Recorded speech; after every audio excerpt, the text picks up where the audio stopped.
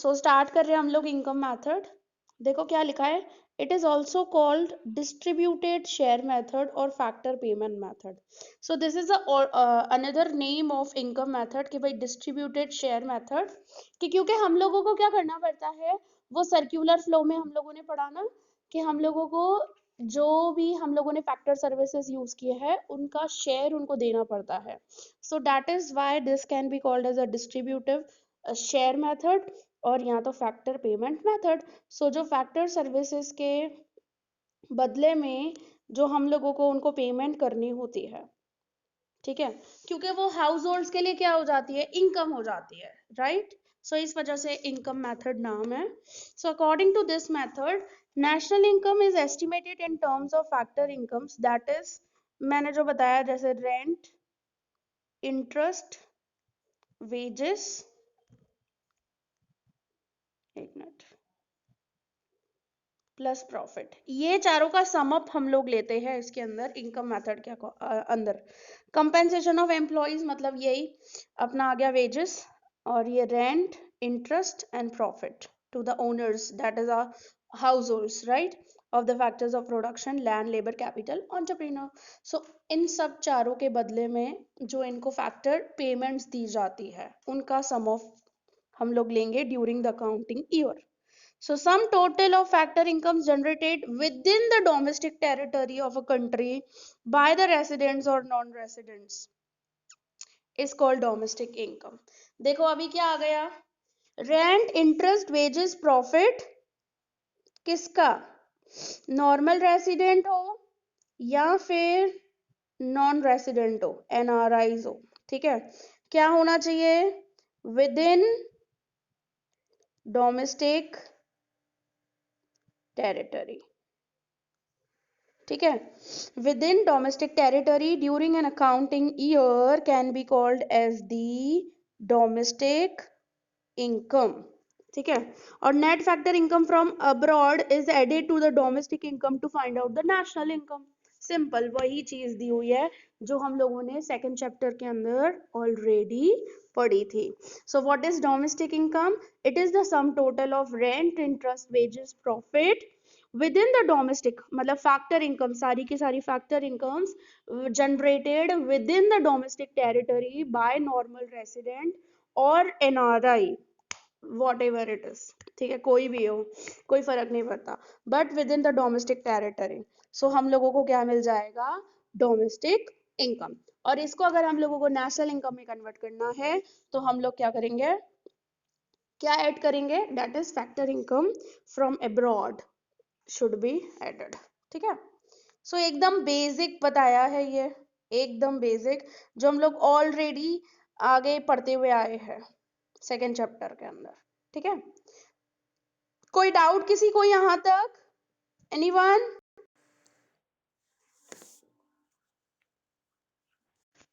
Hello,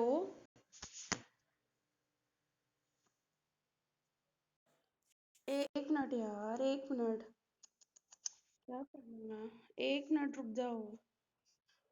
hello,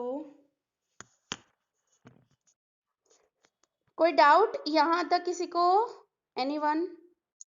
नहीं, ये common सी चीज है जो हम लोगों ने पढ़ी है, ठीक है। एक सेकेंड, अभी अभी आ जाते हैं factor incomes. What are the factor incomes? So factor incomes क्या होता है, generally it is rewarded, actually जो भी मेहनत की है उसके बदले में उनको जो मिल रहा है। A factor income refers to income earn by a person as a reward for rendering his factor services. It may be in the form of wage for the labour, rent for his land, interest for his capital, or profit for his entrepreneurship. So it but must be noted that the factor incomes are only earned incomes. देखो हम लोगों ने chapter 2 के अंदर वो भी पढ़ा था, फैक्टर इनकम और ट्रांसफर इनकम्स, दो तरीकों की इनकम्स होती है। फैक्टर इनकम्स मतलब जिसको हम लोग अर्नड इनकम्स बोलते हैं, जो नॉट अर्नड होती है ना इनकम्स, जैसे डोनेशन हो गया, चैरिटी हो गया, हाँ वो वाली इनकम्स, वो सब किस में आएगी, वो सब ट्रांसफर इनकम्स होती है, हाँ, ठीक है। So to illustrate, old age pension receive by senior citizen is not their earned income.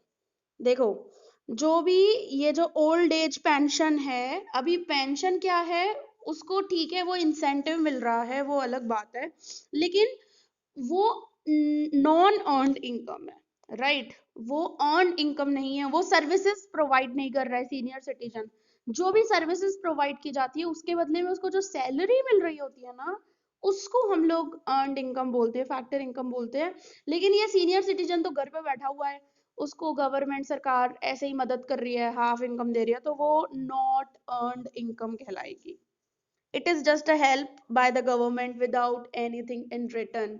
सो वो सीनियर सिटीजन बस उसको क्या किया जा रहा है, उसके जब उसका बुढ़ापा है तो उसको मदद किया जा रहा है गवर्नमेंट की तरफ से, दैट्स इट, और कुछ नहीं है, क्योंकि उसके रिटर्न में वो कुछ नहीं कर रहा है, कोई सर्विसेज नहीं दे रहा है। सो सच रिसिप्ट्स और payments are called transfer receipts. देखो, डोनेशन हो गया, चैरिटी हो गया, ये ओल्ड एज पेंशन आ गई, ये सब चीजें आ गई, ये सब क्या हो जाता है, ट्रांसफर रिसिप्ट्स, ट्रांसफर इनकम्स हो जाती है। और ट्रांसफर पेमेंट्स भी हम लोग बोल सकते हैं। अगर पेमेंट करेंगे तो पेमेंट बोलेंगे, और आप अगर खुद अर्न कर रहे हो इस चीज को तो इनकम बोलेंगे, सिंपल। ठीक है। सो पेमेंट्स किसके लिए होगा, फर्म के लिए पेमेंट्स हो जाता है। और रिसिप्ट्स किसके लिए हो जाती है, अब ये सीनियर सिटीजन के लिए, से फॉर एग्जांपल।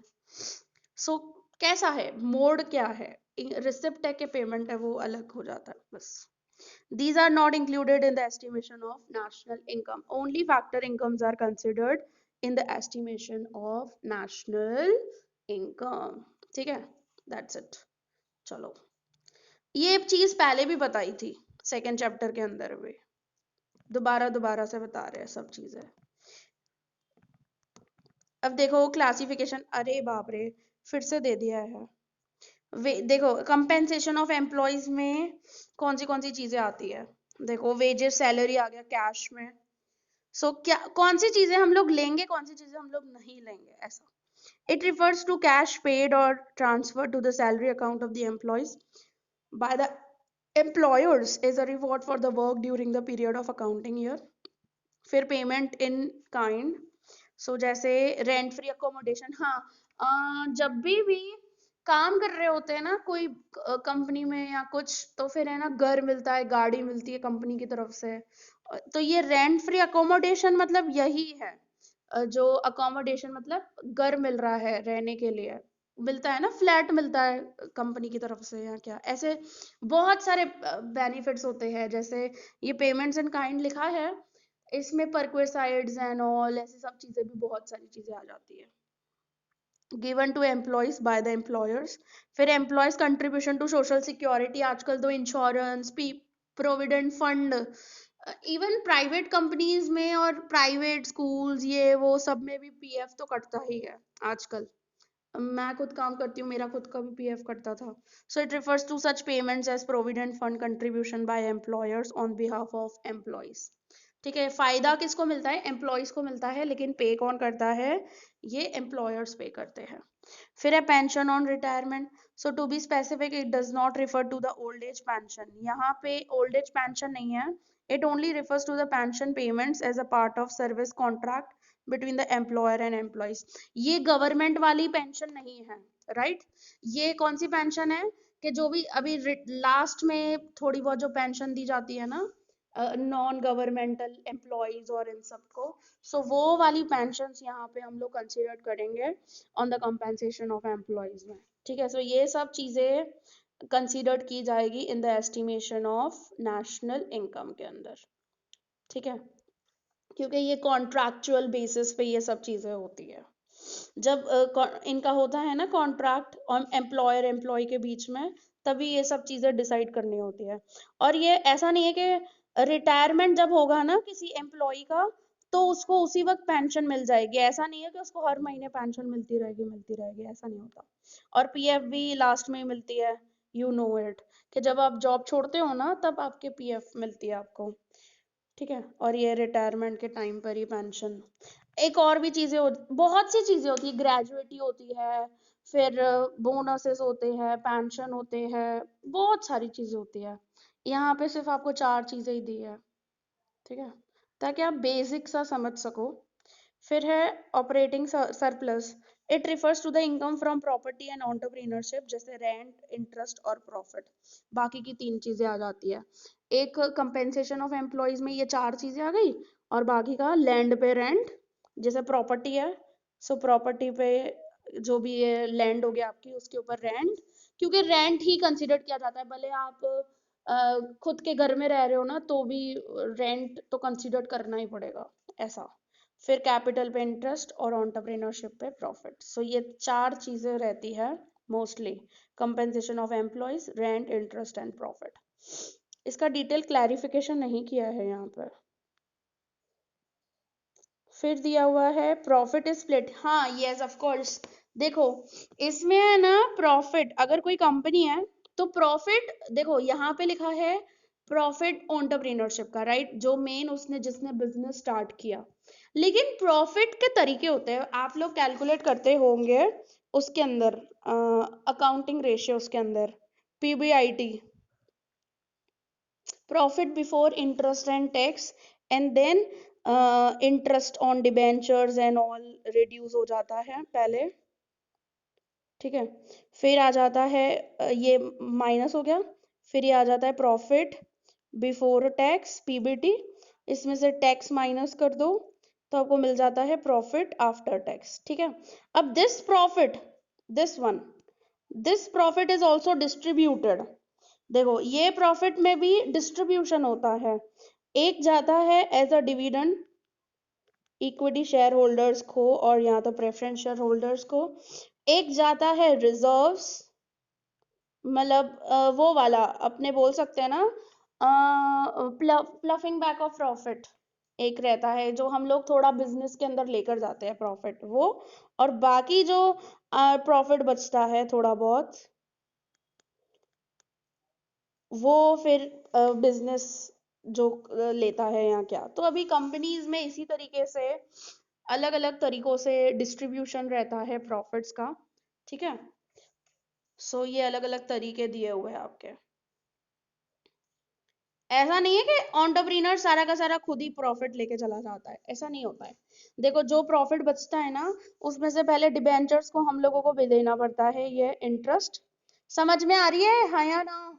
ये तुम लोगों ने किया है कि नहीं किया है, बताओ मेरे को। तुम्हारे अकाउंटिंग रेशियोज में ये तुम लोगों ने किया होगा, कैपिटल एम्प्लॉयड और net assets to equity ratio, ऐसा सब, डेब्ट इक्विटी रेशियो, वो सब जो फॉर्मूलाज होती है ना, उसके अंदर हम लोग ऐसे कैलकुलेशन करते हैं। सो पीबीआईटी ये पहले इंटरेस्ट देकर, फिर टैक्स माइनस कर कर, फिर जो बचता है ना, उनका भी अलग अलग हिस्से होते हैं, ठीक है। सो ये क्लियर रखना बहुत जरूरी है, सारा खुद नहीं लेके जाता है अपने घर प्रॉफिट एंटरप्रेन्योर, हाँ। सो यहाँ पे तीन तरीके बताए हैं, देखो। सो सबसे पहले डिविडेंड्स, देखो that is the part of the profit which is distributed among the share holders, और शेयर होल्डर्स चाहे पहले प्रेफरेंस शेयर होल्डर को और फिर इक्विटी शेयर होल्डर्स को, so it is called a distributed profit. फिर है corporation profit tax, so that the part of the profit which is paid to the government. अच्छा, okay, so देखो tax भी इसमें से जो मैंने बताया ना, प्रॉफिट आफ्टर टैक्स, मतलब मैंने तो ऑलरेडी टैक्स माइनस कर ही दिया और उसके बाद ही डिविडेंड्स एक्चुअली दिया जाता है। ऐसा नहीं है कि टैक्स पहले दिया जाए या क्या, टैक्स कट वट हो जाएगा, उसके बाद लास्ट में जो बचेगा पैसा फिर डिविडेंड दिया जाता है। और फिर अनडिस्ट्रीब्यूटेड प्रॉफिट, जो हम लोग रिटेन्ड अर्निंग्स भी बोलते हैं, जिसको हम लोग रिटेन्ड अर्निंग्स बोलते हैं, जो हम लोग अपने बिजनेस के अंदर वापस से लेके जाते हैं, ये बोला जाता है। या फिर आप लोग फ्लोइंग बैक ऑफ प्रॉफिट भी बोलते होंगे, ये सब 11th स्टैंडर्ड में था, प्रॉफिट के हिस्से। सो फ्लोइंग बैक ऑफ प्रॉफिट बोलो या रिटेन अर्निंग्स बोलो, सो दिस इज एक्चुअली, क्यों रखते हैं ये, थोड़ा बहुत बिजनेस के लिए रखना पड़ता है कि कभी भी कोई अनसर्टेनिटी आ जाती है, कुछ हो जाता है, या कुछ हमारा प्लान है, प्रोजेक्ट हमारा कुछ आने वाला है, खर्चा होगा फ्यूचर में, तो उसके लिए हम लोगों को एवरी ईयर कुछ समथिंग हम लोगों को रखते जाना पड़ता है, ठीक है। So that can be called as a undistributed profit that is retained by firms for the future use, and particularly to meet the contingent expenses, मतलब जो एक्सटर्नल फैक्टर्स की वजह से कुछ अचानक से कुछ हो गया, सो उस वक्त जो खर्चे हो जाते हैं तो उसको फेस ऑफ करने के लिए हम लोग कुछ हिस्सा प्रॉफिट का रखते हैं, ठीक है। So that is also known as corporate savings और अनडिस्ट्रीब्यूटेड प्रॉफिट और द रिटेन्ड अर्निंग्स और the flowing back of a profit, ठीक है। सो इसको हम ये सब चीजें बोल सकते हैं, ठीक है।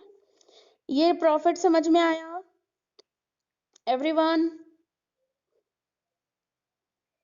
तुम्हारी आवाज क्यों नहीं आ रही है? सुमित, मयूर, श्रद्धा, रोहित, हाँ, हर्षिता, समझ में आया ये चीज एवरीवन? क्या पूछ रही हूँ मैं?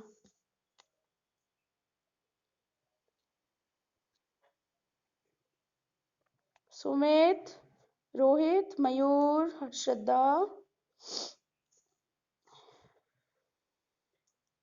हाँ ऐसे बोलो, मुझे ऐसा लग रहा है तुम बैठे ही नहीं हो, अकेला अकेला लग रहा है।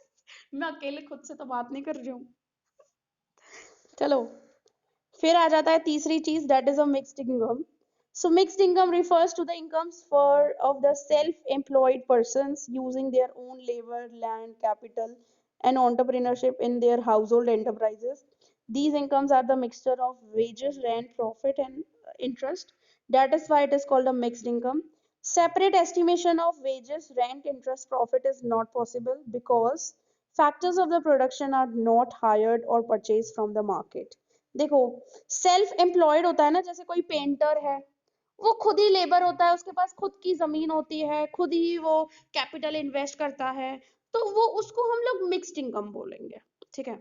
फिर बहुत सारे ऐसे सेल्फ एम्प्लॉयड वाले होते हैं, जैसे मैंने खुद का ट्यूशन क्लास, तो मैं खुद सेल्फ एम्प्लॉयड हूँ, मुझे कहीं पे भी मैंने किसी को हायर नहीं किया है, मैं खुद ही लेबर हूँ, कभी मैं खुद ही कभी एंटरप्रेन्योर हूँ, मैंने खुद ने ही कैपिटल इन्वेस्ट किया है, मेरी खुद की जमीन है, मेरा घर, ठीक है। सो इस तरीके से हमारी क्या हो जाती है, मिक्स्ड इनकम आती है। सो एज नोटेड, और इसको है ना अपने से सेपरेटली हम लोग नहीं कर सकते, क्योंकि कभी हमको वेजेस मिलते हैं तो कभी हम लोगों को इंटरेस्ट मिलता है कोई चीज, कभी हमारा प्रॉफिट होता है, मतलब सब मेरे को ही मिलेगा। सो मिक्सचर है वही, मेरे पास मेरे को वेजेस भी मिलते हैं मैं खुद को वेजेस देती हूँ, मैं जब पढ़ा रही होती हूँ तो मेरे पास जो भी फीस आती है यहाँ क्या, उसमें से मैं खुद को वेजेस देती हूँ, फिर मेरे घर का रेंट भी मैं काउंट करती हूँ फिर मैं खुद को जो भी कैपिटल इन्वेस्ट किया है उसका इंटरेस्ट भी गिनती हूँ, और बाकी बचा प्रॉफिट वो भी मेरा ही होता है। So we are actually self employed, ठीक है। तो ऐसा सब मिक्सचर हो जाता है हमारे पास। So as noted earlier, sum total of factors income generated, देखो अब आ गया फाइनल डेफिनेशन इसका। Sum total of factor incomes generated within domestic territory by normal resident or NRI of the country, ठीक है, is called NDPFC। मतलब इसमें से सिंपली इसको NDPFC बोल दिया है, समझे, net domestic product at the factor cost, factor cost पे ही ले रहे हो, और सिंपली डोमेस्टिक इनकम भी हम लोग बोल सकते हैं। और इसको अगर खाली आपको अगर नेशनल में कन्वर्ट करना है तो हम लोग क्या कर देंगे, प्लस कर देंगे net income from abroad, so you will get the NNPFC। यहाँ पे डेप्रिसिएशन का कुछ नहीं आएगा, समझे, डायरेक्टली डेप्रिसिएशन की कोई बात ही नहीं है, तो हमारा जीडी ग्रॉस नेट वाला तो कुछ होगा ही नहीं, सीधा सीधा अपने को नेट फिगर ही मिल रही है, और मार्केट वैल्यू या इनडायरेक्ट टैक्सेस ये वो सब कुछ नहीं होता है, ठीक है। सो ये हमारा सीधा क्या आ जाता है, फैक्टर कॉस्ट पे ही हम लोगों को चीज मिल जाती है, और सिर्फ एक चीज एनडीपी से एनएनपी हम लोगों को कन्वर्ट करना होता है, तो सिंपल क्या करेंगे हम लोग, net factor income from abroad plus कर देंगे, दैट्स इट, और कुछ ज्यादा नहीं है। इसकी इलेस्ट्रेशन अब दी हुई है, वेट, ये तो एकदम कॉमन सा जो सेकंड चैप्टर के अंदर समझाया था ना, सेम एज इट इज वही चीज समझा रहे हैं यहाँ पर। देखो यहाँ पे मेजरमेंट सीधा तरीका दिया हुआ है। एनडीएफसी क्या होता है, compensation of employees plus operating surplus, मतलब वो रेंट, इंटरेस्ट, वेजेस, और ये मिक्स्ड इनकम अगर लोग सेल्फ एम्प्लॉयड वगैरह होते हैं, सो ये आपको मिल जाता है एनडीएफसी। इसमें आप नेट फैक्टर इनकम प्लस कर दो फ्रॉम अब्रॉड, सो आपको मिल जाएगा एनएनपीएफसी, सिंपल, बस हो गया, ठीक है। और ऑपरेटिंग सरप्लस जो पीछे दिया हुआ था वही मैंने बता दिया, rent, interest, profit, okay. So it's short एक हम लोगों को फॉर्मूला दे दिया है बस। ठीक है, अभी इसके प्रिकॉशंस आ जा रहे हैं भाई कि कौन सी चीजें कंसिडर्ड होगी, कौन सी चीजें कंसिडर्ड नहीं होगी। So this precautions are very important है, बहुत ज्यादा इंपॉर्टेंट है। सो सबसे पहले तो भाई ट्रांसफर अर्निंग्स आएंगे ही नहीं, कैंसल सीधा सीधा। सो ट्रांसफर अर्निंग में क्या क्या आता है, ओल्ड एज पेंशन आ जाती है, अनएम्प्लॉयमेंट अलाउंसेस आ जाते हैं, स्कॉलरशिप्स जो मुफ्त में मिली हुई हो अपने को, पॉकेट एक्सपेंसेस आ जाते हैं, शुड नॉट बी इंक्लूडेड आ गया, देखो अंडरलाइन, अंडरलाइन करो, should not included, should not, इस चीज को अंडरलाइन करना है अपने को। सो transfer earnings should not be included in the calculation of national income. So corresponding transfer payments there is no value addition, क्योंकि कोई value addition हो नहीं रहा है, कुछ भी नहीं। ठीक है, so simply retirement pensions are included, but this old age pensions जो सरकार देती है मुफ्त में, घर बैठे बैठे रहो, बस कुछ करना नहीं है, सरकार तुम्हारे तुम सीनियर सिटीजन हो गए ना तो तुमको मदद कर रही है बस। सो that is old age pension. Retirement pension, देखो रिटायरमेंट पेंशन अलग होती है और ओल्ड एज पेंशन अलग होती है। रिटायरमेंट मतलब जब आप रिटायर हो रहे हो उस वक्त पूरा का पूरा आपका कैलकुलेशन किया जाता है कि आपका नॉर्मल वेजेस कितने थे, देन कितना इंसेंटिव है, फिर वो पीएफ वगैरह सबको ऐड किया जाता है और आपकी पेंशन भी ऐड की जाती है। आप आगे चल के पढ़ोगे there are two type of pensions, एक होता है रिटायरमेंट पेंशंस और एक ये हो old age pensions, government pensions, non governmental organisations pensions, ऐसा सब बहुत सारा होता है, समझे, तो वो क्लैरिटी होना बहुत जरूरी है।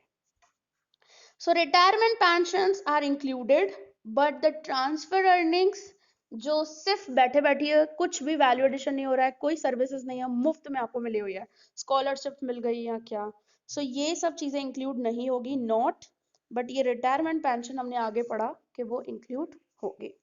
ठीक है, because these are the part of the compensation of employees, क्योंकि मेहनत की है एम्प्लॉय ने और उसके बदले में उसको मिल रहा है। और ट्रांसफर अर्निंग मतलब उसने कुछ मेहनत नहीं की है और उसको तभी भी मिल रहा है। ठीक है, फिर आ गया इलीगल एक्टिविटीज। देखो इलीगल एक्टिविटीज, थेफ्ट, चोरी से कुछ कमाया, गैम्बलिंग, सट्टेबाजी, कसिनो में कुछ कमा रहे हो, कर रहे हो, these are incomes are is actually not included in the national income, because as regard income generated in terms of the black money it is not included, simply because the estimates are available of such income, no estimation, इसके कोई estimation available नहीं है हमारे पास। so ये illegal activity से कोई भी income कमाई हो so वो considered नहीं की जाएगी। ठीक है, ये मैंने तुम लोगों को बताया था कि बहुत सारी ऐसी चीजें आएगी अभी आगे जो प्रिकॉशंस में दी हुई है। फिर आ जाता है कमीशंस पेड, हाँ ये आएगा, कमीशंस पेड, ये वाला वैल्यू एडेड में भी था चीज, commissions paid on the sale and the purchase of second hand goods, हाँ भले ही सेकेंड हैंड गुड्स हो लेकिन कमीशन है ना उसके ऊपर, वो कंपेंसेशन वाला ही पार्ट आ जाता है कि भाई एम्प्लॉय ने मेहनत की है उसको कमीशन मिलेगी, चाहे कोई भी गुड्स हो, सेकेंड हैंड गुड्स हो या फिर क्या। सो भले रिवॉर्ड तो उसको मिलेगा ही मिलेगा क्योंकि उसने मेहनत की है बेचने के लिए सेकेंड हैंड गुड्स ही। सो कमीशन तो आएगी, ठीक है, इसको प्लस करेंगे हम लोग। फिर brokerage on the sale of purchase, ये भी इंक्लूड किया जाएगा क्योंकि बीच में आपको पता है ना हम लोग दलाली ये वो सब लेते ही है, कभी कुछ भी शेयर्स हो बॉन्ड्स हो, इसका ब्रोकरेज तो आता ही है। सो ये भी इंक्लूड किया जाएगा because this is also the reward for the factor services.